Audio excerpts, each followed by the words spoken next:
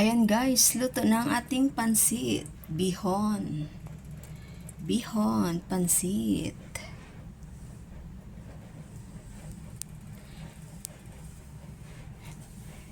With Makati soy sauce. Kain tayo guys. Isang plato guys, oh. Hindi ko naman yun maubos. Dahan-dahanin ko lang, ako lang isa makakakain. Yeah, may repolyo, may carrot, may bagyo beans, that's all. At saka may manok. Kunti lang manok ko.